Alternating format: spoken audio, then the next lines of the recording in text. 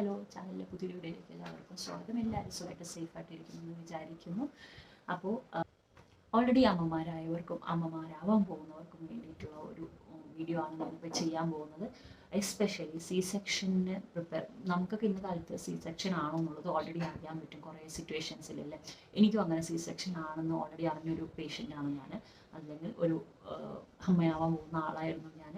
അപ്പോൾ C section കുറച്ച് ടെൻഷനൊക്കെ ഉണ്ടായിരുന്നു കേട്ടോ, സി സെക്ഷൻ ആവാൻ പോവുകയാണെന്നുള്ള കാര്യത്തിൽ. സോ ടെൻഷൻ അടിക്കുന്ന കാര്യമൊന്നുമില്ല. സോ അതിന് വേണ്ടിയിട്ട് ഓൾമോസ്റ്റ് ഇപ്പോൾ 10 months കഴിഞ്ഞു സി സെക്ഷൻ കഴിഞ്ഞിട്ട്. അതിൻ്റെ റിക്കവറി എന്തൊക്കെയാണെന്നുള്ളത് ഒരു വീഡിയോ ചെയ്യണമെന്ന് കുറേ കാലമായിട്ട് ആലോചിക്കുകയായിരുന്നു. അതിന് വേണ്ടിയിട്ടുള്ളൊരു ടിപ്സ് ആൻഡ് കെയർ ആയിട്ടുള്ളൊരു വീഡിയോ ആയിട്ടാണ് ഞാൻ വന്നിരിക്കുന്നത്. ഓൾറെഡി സി സെക്ഷൻ കഴിഞ്ഞിരിക്കുന്നവരും ഈ വീഡിയോ കാണണം. അതുപോലെ തന്നെ സി സെക്ഷൻ വേണ്ടി പ്രിപ്പയർ ചെയ്യുന്നവർക്കും ഒരു പേടിക്കേണ്ട ആവശ്യമില്ല. അതിന് വേണ്ടിയുള്ളൊരു ടിപ്സ് ആയിട്ടുള്ള വീഡിയോ ആണത്. സോ നേരെ വീഡിയോയിലേക്ക് പോകാം. ഫസ്റ്റ് ഈ സി സെക്ഷൻ കഴിഞ്ഞിട്ടുള്ള ഒരു റിക്കവറി കെയർ എന്ന് പറയുന്നത് നമ്മൾ ഫസ്റ്റ് എപ്പോൾ എണീക്കുന്നു എന്നുള്ളൊരു സംഭവമാണ് കേട്ടോ. എത്രയും വേഗം നമ്മൾ ഫസ്റ്റ് ബാത്റൂമിലേക്ക് കൊണ്ടുപോകുന്ന ഒരു സംഭവം ഉണ്ടാവും. ആ ഒരു ഇത് 24 hours ഓഫ് ടൈം നമുക്ക് വന്നിട്ട് ഇവർ ഹോസ്പിറ്റലുകാർ അല്ലെങ്കിൽ ഡോക്ടർമാർ തരും. അത് എത്ര വേഗത്തിൽ നിങ്ങൾ ആ ഫസ്റ്റ് സ്റ്റേജ് എന്ന് പറയുന്നത് ഒരു വല്ലാത്ത ബുദ്ധിമുട്ട് തന്നെയായിരിക്കും. ആ അനസ്തേഷ്യയുടെ പെയിനൊക്കെ കഴിയുമ്പോൾ നമുക്ക് കാറ്റലിനും അതേപോലെ തന്നെ യൂറിൻ ബാഗും ഒക്കെ ഉണ്ടാവും. അതിനുശേഷം ഫസ്റ്റ് യൂറിൻ പാസ് ചെയ്യാൻ പോകുന്നത് അല്ലെങ്കിൽ ബാത്റൂമിലേക്ക് പോകുന്നത് ഭയങ്കര ബുദ്ധിമുട്ടുള്ളൊരു സംഭവം തന്നെയായിരിക്കും. ഉറപ്പായിട്ടും എല്ലാവരും അനുഭവിച്ചവർക്ക് അറിയും. അത് അത്രയും ഹൊറിബിൾ തന്നെയാണ്, ഞാനത് അക്സെപ്റ്റ് ചെയ്യുന്നു. പക്ഷേ നമ്മൾ ഇത്രയും വേഗം എണീക്കാൻ നമ്മൾ വിത്ത് സപ്പോർട്ടോടുകൂടെ. ഇപ്പോൾ എന്നെ എടുത്തുകൊണ്ട് പോയത് എൻ്റെ ഹസ്ബൻഡ്, 2 നഴ്സുമാരൊക്കെ കൂടെയാണ്. ഏകദേശം എൻ്റെ സിസേറിയൻ 6 മണിക്ക് 2:30 കഴിഞ്ഞിട്ട് ഞാൻ അന്നത്തെ ദിവസം 4 മണിയായിട്ടാണ് ഫസ്റ്റ് എണീക്കുന്നത് തന്നെ, വിത്ത് സപ്പോർട്ട് ആൻഡ് ഓൾ. എൻ്റെ കണ്ണിന് പൊന്നിച്ച് പറഞ്ഞു എന്ന് തന്നെ പറയാം. പക്ഷേ അത് എത്രയും വേഗം ആക്കാൻ പറ്റുന്നു അത്രയും നമ്മൾക്ക് റിക്കവറി അത്രയും വേഗം ആവും എന്നാണ് പറയുന്നത്. അപ്പോൾ നമ്മുടെ മൂവിങ് ഹാൻഡ്സ് ആൻഡ് ഹാൻഡ്സ് നമ്മൾ നടക്കുന്നതൊക്കെ എത്രയും വേഗം ആക്കുന്നു അത്രയും വേഗം നമ്മുടെ റിക്കവറി നമുക്ക് വരും കേട്ടോ. റിക്കവറി ചെയ്യാൻ പറ്റും എന്നുള്ളതാണ് വലിയൊരു കാര്യം. അത് നിങ്ങൾ എപ്പോഴും മനസ്സിൽ വെക്കണം. നിങ്ങൾ അയ്യോ വയ്യ എന്ന് പറഞ്ഞ് കിടന്നു പോകരുത്. എത്രയും പെട്ടെന്ന് നിങ്ങൾ എണീച്ച് വിത്ത് സപ്പോർട്ട് നടക്കാൻ നോക്കുക. Second time and third time support വേണമെങ്കിൽ ചോദിക്കുക.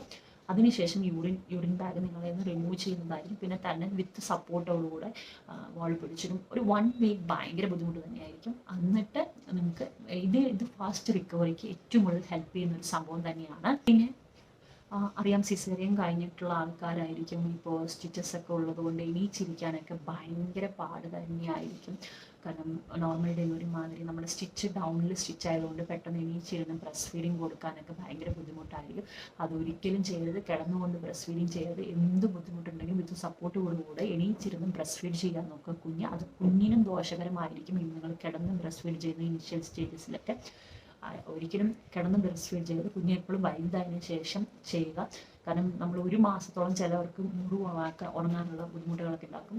ഇപ്പോൾ ഒരിക്കലും നിങ്ങൾ കിടന്നുകൊണ്ട് ബ്രസ്റ്റ് ഫീഡ് ചെയ്യരുത് കേട്ടോ. നിങ്ങൾ സ്റ്റിച്ചസിനെയും ബുദ്ധിമുട്ടുണ്ടാക്കും. നിങ്ങൾ എപ്പോഴും എണീച്ചിരുന്നിട്ട് വേണം ബ്രസ്റ്റ് ഫീഡ് ചെയ്യാൻ. കുഞ്ഞിനും നിങ്ങളുടെ സ്റ്റിച്ചസ് ഉണങ്ങാനും സഹായിക്കും. പിന്നെ നമ്മൾ ഏറ്റവും കൂടുതൽ ഒരു നട്ടൽ മസാജസ് ചെയ്യാൻ നോക്കുന്നവരുണ്ടാവുമല്ലേ. അതിനുശേഷം നമ്മളിപ്പോൾ ഡെലിവറി കഴിഞ്ഞ് കുറച്ച് കഴിയുമ്പോൾ നമ്മൾ ആയുർവേദ ട്രീറ്റ്മെൻറ്റ്സ് ഒക്കെ എടുക്കുന്നവരുണ്ടാവും. അപ്പോൾ എപ്പോഴും ആയുർവേദ ട്രീറ്റ്മെൻറ്റ്സും കാര്യങ്ങളും എടുക്കുമ്പോൾ നിങ്ങൾ ഒരിക്കലും സ്റ്റിച്ചസ് ഉണങ്ങുന്നതിന് മുമ്പ് അല്ലെങ്കിൽ ഗൈനോയുടെ അഡ്വൈസ് ഇല്ലാതെ ഒരിക്കലും സ്റ്റാർട്ട് ചെയ്തത്. ഞാനും 20 days ഒക്കെ കഴിഞ്ഞിട്ടൊക്കെയാണ് ബാത്ത് തുടങ്ങിയത്, അതായത് ആയുർവേദ ബാത്ത് തുടങ്ങിയത്. എപ്പോഴും നിങ്ങൾ അവിടെ ഒന്നും മസാജ് ചെയ്യാൻ അയക്കരുത്, ഒരിക്കലും ചെയ്യരുതെന്നാണ് ഡോക്ടേഴ്സൊക്കെ പറയുന്നത്. എൻ്റെ അടുത്തും അവർ പറഞ്ഞത് കുളിക്കുകയൊക്കെ ചെയ്യാൻ കുഴപ്പമില്ല. പ്രത്യേകിച്ച് ഞാൻ ബാംഗ്ലൂരായിരുന്നു, ഡെലിവറി ആയിരുന്നു.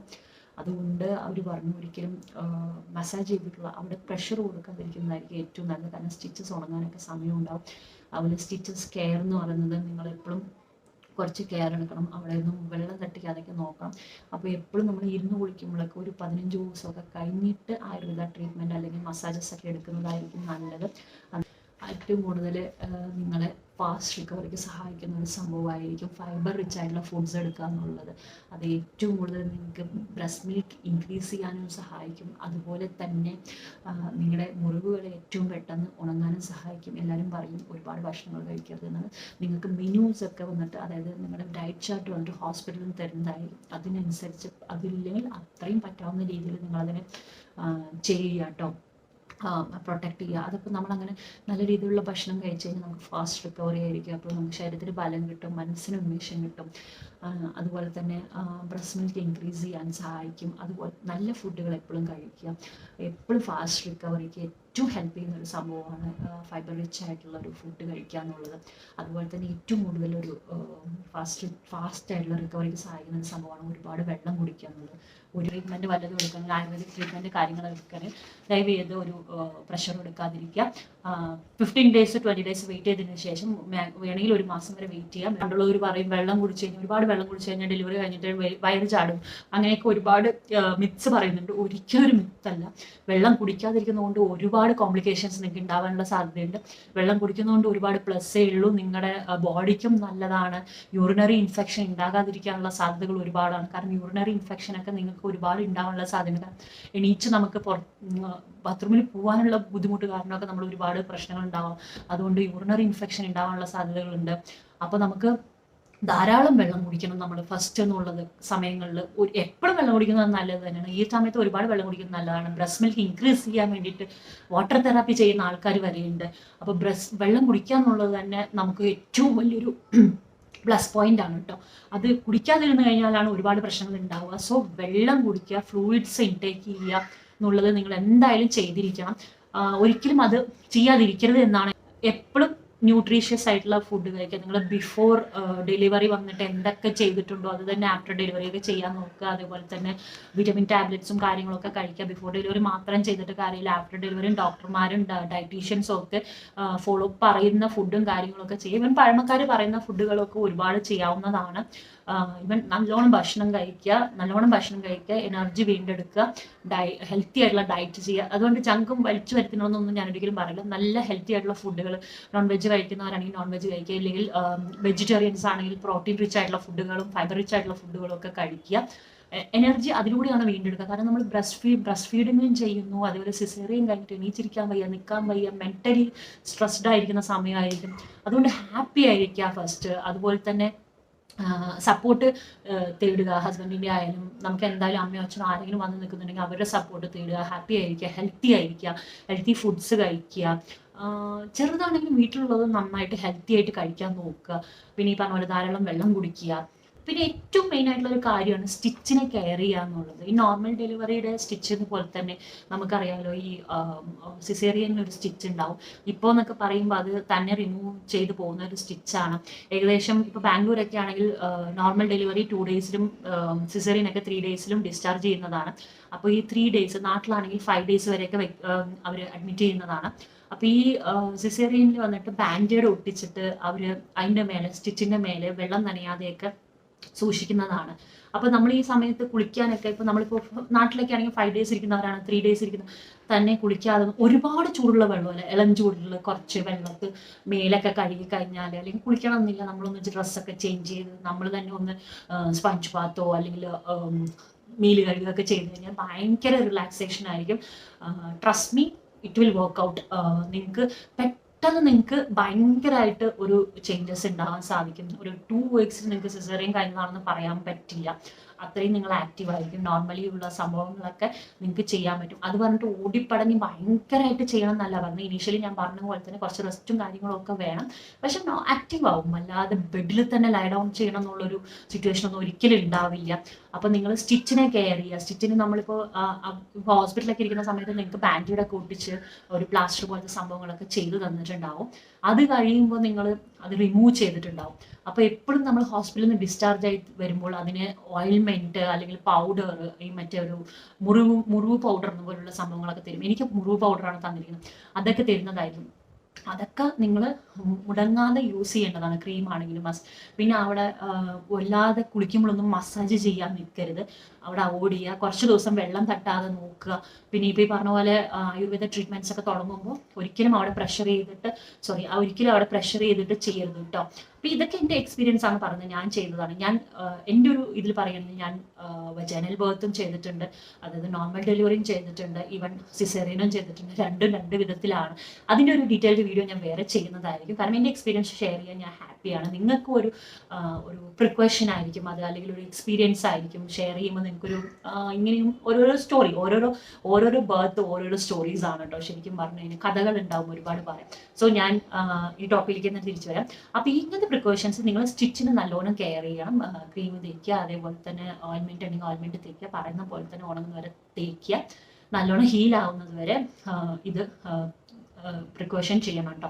അതേപോലെ തന്നെ കുളിച്ചൊക്കെ കഴിഞ്ഞ് കഴിഞ്ഞാൽ നല്ലോണം ആ ഏരിയ ഡ്രൈ ആയി കൊടുക്കുക, നല്ല ടാപ്പ് ചെയ്ത് തുടച്ചു കൊടുക്കേണ്ടതാണ് കേട്ടോ. അത് നല്ല ചെറിയൊരു ഉണങ്ങിയ തോർത്ത് കൊണ്ടോ തുണി കൊണ്ടോ ഒക്കെ അവിടെ ടാപ്പ് ചെയ്ത് തുടയ്ക്കേണ്ടത്. അടുത്ത ഏറ്റവും ഇമ്പോർട്ടൻ്റ് ആയിട്ടുള്ള ഒരു കാര്യമാണ് നിങ്ങൾ എപ്പോഴും കംഫർട്ടബിൾ ആയിട്ടുള്ള ഡ്രസ്സ് ധരിക്കുക എന്നുള്ളത്. ഒരിക്കലും ടൈറ്റ് ആയിട്ടുള്ള ഡ്രസ്സുകളൊന്നും ഒരിക്കലും ധരിക്കരുത് കുറച്ച് കാലത്തിന്, ഒരു 2 monthsനെങ്കിലും. കാരണം ആ സ്റ്റിച്ചസ് ഒക്കെ നല്ലോണം ഹീൽ ആയി കഴിഞ്ഞാൽ ഒരു 2 to 1 monthനുള്ളിൽ നോർമലി ഉള്ളവർക്കൊക്കെ സ്റ്റിച്ചസ് ഹീലാവും. എൻ്റെയൊക്കെ ഏകദേശം ഒരു 6 weeks കഴിയുമ്പോൾ നമുക്കൊരു റിവ്യൂ ഉണ്ടാവാറുണ്ട്. അപ്പോഴേക്ക് നോക്കിയപ്പോഴൊക്കെ ഹീൽ ആയിട്ടുണ്ടായിരുന്നു. അപ്പോൾ ടൈറ്റ് ആയിട്ടുള്ള ഡ്രസ്സൊന്നും ധരിക്കാതിരിക്കുക, നിങ്ങൾ കംഫർട്ടബിൾ ആയിട്ടുള്ള ഡ്രസ്സ് ധരിക്കുക. ഈവൻ ഇപ്പോൾ പാൻറ്റീസ് ആണെങ്കിൽ ഒരുപാട് ടൈറ്റ് ആയിട്ടുള്ളതൊന്നും ധരിക്കാതിരിക്കുക, നോർമൽ ആയിട്ടുള്ള പാൻറ്റീസ് ഒക്കെ ധരിക്കുക. ഇല്ലെങ്കിൽ നല്ല മാക്സി ഡ്രസ്സുകളൊക്കെ ധരിക്കാവുന്നതാണ്. മാക്സീസ് അല്ലെങ്കിൽ ഫ്രണ്ടിൽ സിപ്പോട് കൂടിയ ഫീഡിങ്ങിന് കംഫർട്ടബിൾ ആയിട്ടുള്ള ഡ്രസ്സുകളൊക്കെ ധരിക്കുക. ഒരുപാട് ഫീഡിങ് കംഫർട്ടബിൾ ഡ്രസ്സസ് ഒക്കെ അവൈലബിൾ ആണ്. ഞാൻ യൂസ് ചെയ്ത ഡ്രസ്സസ് ഒക്കെ നിങ്ങൾക്ക് ലിങ്ക് ഡിസ്ക്രിപ്ഷൻ ബോക്സിൽ കൊടുക്കാം, അപ്പോൾ അത് ചെക്കൗട്ട് ചെയ്യാവുന്നതാണ്. പിന്നെ അതുപോലെ തന്നെ അല്ലെങ്കിൽ ഞാൻ കുറേ ഡ്രസ്സസ് ഒക്കെ വാങ്ങി സ്റ്റിച്ച് ചെയ്തിട്ടുണ്ട് എനിക്ക് കംഫർട്ടബിൾ ആയിട്ടുള്ളത്. അതുപോലത്തെയൊക്കെ നിങ്ങൾക്ക് ചെയ്യാവുന്നതാണ്. ചെറിയ ചെറിയ ആക്ടിവിറ്റീസ് ഒക്കെ ചെയ്യാവുന്നതാണ്. മെല്ലെ മെല്ലെ വീട്ടിലെ ഹൗസ് ഹോൾഡ്സ് വർക്ക്സും കാര്യങ്ങളൊക്കെ ചെയ്തു തുടങ്ങാവുന്നതാണ് ആക്റ്റീവ് ആയിരിക്കാൻ വേണ്ടിയിട്ട്. അത് പറഞ്ഞിട്ട് ഒരുപാട് വലിയ എക്സസൈസുകളൊന്നും ചെയ്യണം എന്നല്ല ഞാൻ പറയുന്നത്. ശരീരം കുറച്ച് നടക്കുക, കുറച്ച് ഇതാക്കുക എന്നുള്ള രീതിയിലൊക്കെ ചെറിയ ചെറിയ ആക്ടിവിറ്റീസ് ഒക്കെ ചെയ്യാവുന്നതാണ്. Walking will help here. ഞാൻ സ്റ്റാർട്ടിങ് ചെയ്ത വാക്കിംഗ് ഒക്കെയാണ്, കുറേ അധികമൊക്കെ വാക്ക് ചെയ്തിട്ടുണ്ട്. ഹെവി വെയ്റ്റ്സ് ഒന്നും എടുക്കാൻ നോക്കരുത് കേട്ടോ. സ്റ്റാർട്ടിങ് തന്നെ ഒരു 6 monthsോളം നിങ്ങൾ വെയ്റ്റ്സ് ഒന്നും എടുക്കരുത്. ഒരുപാട് ഹെവി എക്സസൈസ് ഒന്നും ചെയ്യാതിരിക്കുക. എപ്പോഴും നിങ്ങൾ എക്സസൈസ് ഒക്കെ സ്റ്റാർട്ട് ചെയ്യുകയാണെങ്കിൽ ഒരു അഡ്വൈസ് എന്ന രീതിയിൽ നിങ്ങൾ നിങ്ങളുടെ ഗൈനക്കോളജിസ്റ്റിൻ്റെ അടുത്ത് ചോദിച്ചിട്ട് ഡോക്ടറുടെ അഡ്വൈസിനനുസരിച്ച് മാത്രം എക്സസൈസുകളൊക്കെ സ്റ്റാർട്ട് ചെയ്യുക. മൈല്യൂട്ട് എക്സസൈസ് ചെറിയ ചെറിയ എക്സസൈസ് നിന്നൊക്കെ സ്റ്റാർട്ട് ചെയ്യുക. വാക്കിംഗ് ഒക്കെ ചെയ്യാവുന്നതാണ്. It will help a lot for your free mind also. നമ്മുടെ മൈൻഡ് ഫ്രീ ആവാൻ ഭയങ്കരമായിട്ട് ഹെൽപ്പ് ചെയ്യുന്നതാണ്. അപ്പോൾ ഞാനൊരു സ്റ്റാർട്ടിങ്ങിൽ നടക്കുമായിരുന്നു. സ്റ്റാർട്ടിങ് മീൻസ് ഒരു 45 daysനൊക്കെ ശേഷം കുറേശ്ശെയൊക്കെ നടന്നു തുടങ്ങിയിട്ടുണ്ടായിരുന്നു. വീടിന് ചുറ്റും കുറച്ച് നടക്കുക, കുറച്ച് ഫ്രീ മൈൻഡ് ആക്കുക. ഇതൊക്കെ നിങ്ങളെ ഫാസ്റ്റ് റിക്കവറിക്ക് വേണ്ടി ഒരുപാട് ഹെൽപ്പ് ചെയ്യുന്നതായി. ഹോസ്പിറ്റലിൽ പോകുമ്പോൾ തന്നെ സെൽഫ് മെഡിറ്റേഷനൊക്കെ ഒരുപാട് പറഞ്ഞു തരുന്നുണ്ടാവും ഡോക്ടർമാരൊക്കെ. ഈ ബ്രീത്തിങ് എക്സസൈസും കാര്യങ്ങളൊക്കെ, ഇരുന്നുകൊണ്ടുള്ള എക്സസൈസും കാര്യങ്ങളൊക്കെ പറയുന്നതാണ്. നമുക്ക് ഒരു ബുക്ക് തന്നെ ലഭിക്കുന്നതായിരിക്കും. അങ്ങനെ ഒരുപാട് ചെറിയ ചെറിയ കാര്യങ്ങൾ നിങ്ങൾ ശ്രദ്ധിച്ചു കഴിഞ്ഞാൽ ഹാപ്പി ആയിട്ട് മൈൻഡ് വെച്ചിരുന്നു കഴിഞ്ഞാൽ തന്നെ നമുക്ക് C-section ആയാലും നോർമൽ ആയാലും ഫാസ്റ്റ് റിക്കവറി ഉണ്ടാവും. പിന്നെ ഫാമിലി സപ്പോർട്ടും എല്ലാവർക്കും ഉണ്ടാവുമെന്ന് പ്രതീക്ഷിക്കുന്നു. അതും ഉണ്ടാവുമെന്ന് വിചാരിക്കുന്നു. അപ്പോൾ എല്ലാവർക്കും ഡെലിവറി ആവാൻ പോകുന്നവർക്കും ഡെലിവറി ആയി കഴിഞ്ഞവർക്കും C-section ആയിരിക്കുന്നു ഈ ഒരു ടിപ്സുകൾ യൂസ്ഫുൾ ആവുമെന്ന് വിചാരിക്കുന്നു. ഇനി എന്തെങ്കിലും ഞാൻ വിട്ടുപോയിട്ടുണ്ടെങ്കിൽ കമൻറ്റ് സെക്ഷനിൽ നിങ്ങൾക്ക് ആഡ് ചെയ്യാവുന്നതാണ്. മറ്റുള്ളവർക്ക് യൂസ്ഫുൾ ആയിരിക്കും. So hopefully this video will work out. അപ്പോൾ സബ്സ്ക്രൈബ് ചെയ്യാത്തവരുണ്ടെങ്കിൽ സബ്സ്ക്രൈബ് ചെയ്യുക. ഡെലിവറിക്ക് വെയിറ്റ് ചെയ്യുന്നവർക്ക് വേണ്ടിയിട്ട് ഞാൻ ഇനി നോർമൽ ഡെലിവറിയുടെ എക്സ്പീരിയൻസും C-sectionൻ്റെ എക്സ്പീരിയൻസും ഷെയർ ചെയ്യുന്നതായിരിക്കും. ആൻഡ് എൻ്റെ ഒരു എക്സ്പീരിയൻസ് C-section ആണോ നോർമൽ ആണോ ബെറ്റർ എന്നുള്ളൊരു വീഡിയോ ഞാൻ ചെയ്യുന്നതായിരിക്കും.